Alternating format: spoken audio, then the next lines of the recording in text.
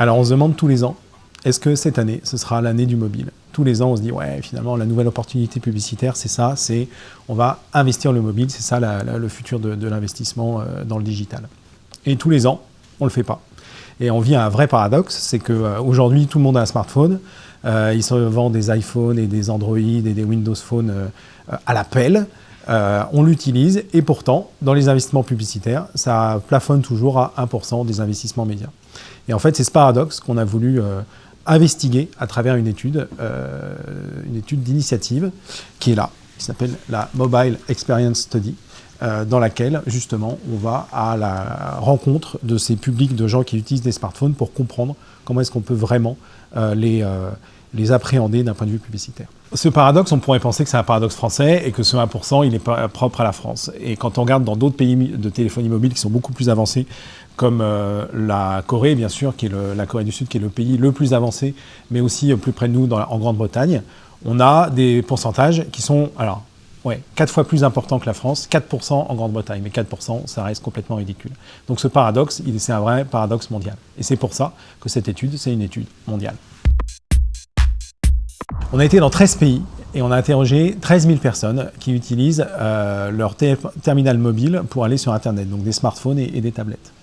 Et avec ces usages-là, on a essayé de mieux comprendre comment ils les utilisent tout au long de leur journée, comment ils les utilisent en interaction avec d'autres terminaux, ce qu'on appelle le multitasking, et aussi comment est-ce que ça intervient dans leur parcours de consommateurs, de clients et donc de shoppers. Parmi les usages, ce qu'on observe dans cette étude, c'est qu'il y a une véritable chronologie de l'usage des terminaux mobiles tout au long de la journée. Si on se dit que c'est le métro, le boulot et le dodo, eh bien en fait, à chaque étape correspond un terminal propre. Toute cette partie de la journée avant d'arriver au travail, finalement, c'est le moment du mobile. C'est-à-dire que du réveil jusqu'à poser son téléphone sur son bureau, c'est véritablement à ce moment-là que la téléphonie mobile a son plus grand rôle à jouer.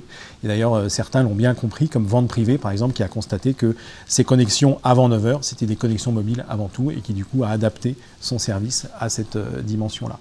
Ensuite, évidemment, la partie de la journée pendant laquelle on est au travail, c'est l'ordinateur qui va prendre l'usage dominant, et avec aussi des usages particuliers sur le commerce.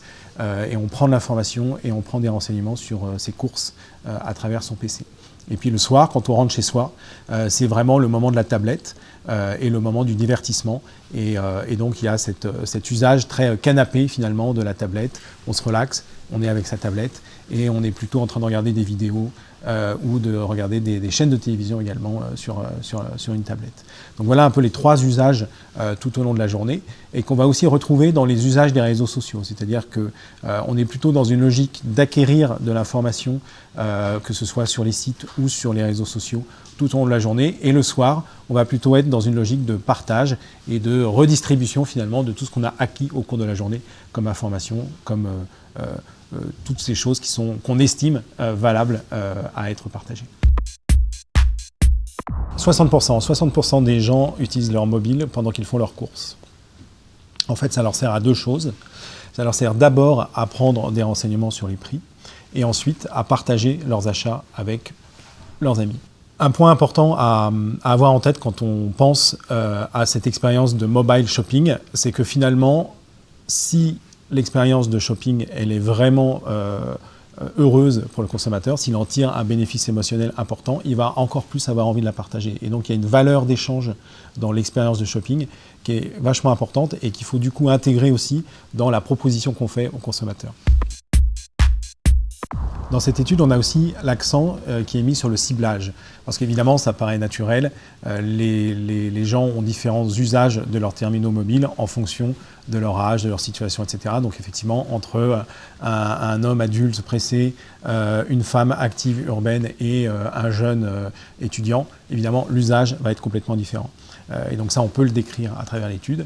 Et ce qui est un peu plus intéressant encore, c'est de voir quelles sont les attentes et les usages différents du terminal mobile en fonction des secteurs. C'est-à-dire que typiquement, dans l'univers du voyage, on va se servir de son mobile plutôt pour comparer les prix, alors que dans l'univers des produits de beauté, on va plutôt partager ses emplettes avec ses camarades. Voilà. Et donc du coup, cette appréciation-là de l'usage que j'ai de mon terminal mobile en fonction de la catégorie dans laquelle j'évolue en tant que consommateur, c'est aussi un enseignement important de cette étude. On a compris que les attentes étaient différentes en fonction des gens, que leurs usages étaient différents également, et du coup, normalement, on a toutes les clés pour avoir enfin une approche publicitaire efficace sur les univers mobiles. Il manque une dernière chose, ce sont les formats. Et on a une approche intéressante aussi avec cette étude sur la relation qu'ont les mobinautes avec les différents formats publicitaires qui leur sont proposés. On pourrait croire que finalement on se limite à la bannière. En fait, il n'en est rien. Et tous les usages, toutes les présences des marques en paid, en owned et en earned media sont envisageables sur les terminaux mobiles. Et c'est justement en jouant avec cette diversité qu'on va être capable de créer les bons modes d'engagement avec les publics en fonction de leur cible et en fonction de la catégorie. Et donc du coup, c'est aussi un enseignement très fort de cette étude, de se dire qu'il y a une relation d'engagement différente des gens avec chacun des formats publicitaires disponibles sur le mobile, en fonction aussi de chaque étape dans le purchase funnel, dans le parcours du consommateur, tout au long de sa réflexion, de son acte d'achat. Le phénomène assez marquant qui ressort de cette étude aussi, c'est que finalement, un smartphone, c'est avant tout un phone, donc un téléphone, et donc finalement un outil pour établir une communication de personne à personne.